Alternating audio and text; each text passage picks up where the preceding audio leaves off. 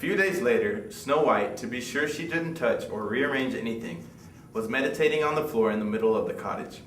Suddenly, there was a knock on the door. Snow White opened the door to find a chronologically gifted woman with a basket in her hand. By the look of her clothes, she was apparently unfettered by the confines of regular employment. Help a woman of unreliable income, dearie. Buy one of my apples.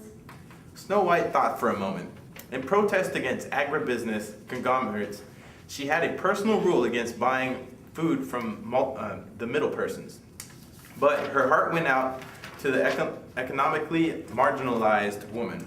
So she said yes. What Snow White didn't know was that this was really the queen in disguise, and that the apple had been chemically and genetically altered so that whoever bit it would fall asleep forever.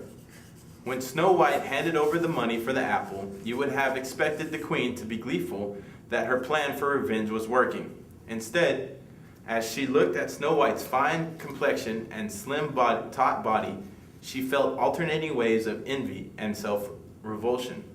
Finally, she burst off into tears. Why, whatever is the matter?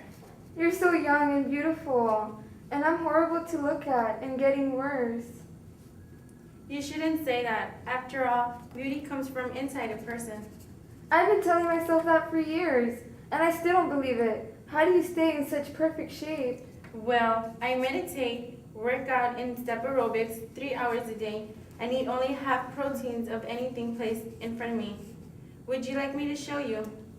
Oh, yes, please. So they started on their 30 minutes of simple yoga meditation. They worked out on the step for another hour. As they relaxed afterward, Snow White cut her apple in half and gave a piece to the queen. Without thinking, the queen bit into it, and both of them fell into a deep sleep. Later that day, the 7 towering giants returned from a retreat in the woods. With them was a prince from a nearby kingdom who had come on this male retreat to find a cure for his impotence, or as he preferred to call it, his involuntary suspension from phallocentric activity. They were all laughing and high-fiving until they saw the bodies and stopped short. What happened? Apparently, our house guest and this other woman got into some sort of catfight and killed each other. If they thought that by doing this, they could make us slaves to our weaker emotions, they're wrong. Well, as long as we have them to dispose of, let's practice one of those Viking funerals we've read about. You know, this might sound a little sick, but I trust you guys. I find the younger one attractive, extremely attractive. Would you fellas mind, waiting outside while I... Stop right there. Those half-eaten apples, that filthy costume, this has all the earmarks of some sort of magic spell. They're not really dead at all. Phew, that makes me feel better. So, could you guys take 5 and let me... Hold it, Prince. Does Snow White make you feel like a man again? She certainly does. Now could you guys... Don't touch her. You'll break the spell. My brothers, I see certain economic possibilities arising from this. If we keep Snow White around here in this state, we could advertise our retreats as impotency therapy. But what about me? I've already paid for my retreat. Why don't I get to, take the cure? No dice, Prince. You can look, but don't touch. Otherwise, you'll break the spell. Tell you what, though, you can have the other one if you want. I don't want to sound classist, but she's not high enough caliber for me. That's pretty big talk from a man shooting blanks. It took 3 giants for each female, but they managed to get both bodies lit aloft. As soon as they did, however, the pieces of poisoned apple fell out from their mouths of Snow White and the Queen, and they awoke from the spell. What do you think you're doing? Put us down. That was the most sickening thing I have ever heard, offering us around like pieces of property.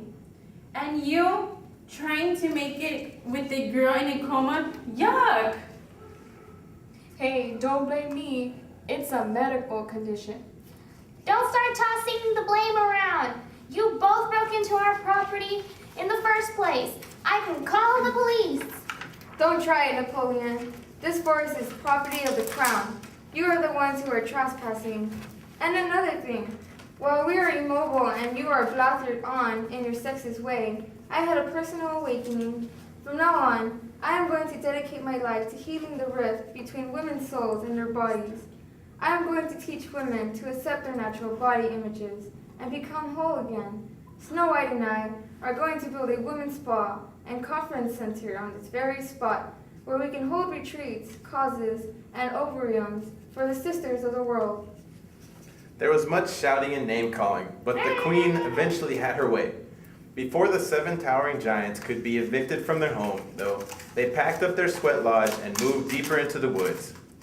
The prince stayed on at the spa as a cute but harmless tennis pro. And Snow White and the queen became good friends and earned worldwide fame for their contributions to sisterhood.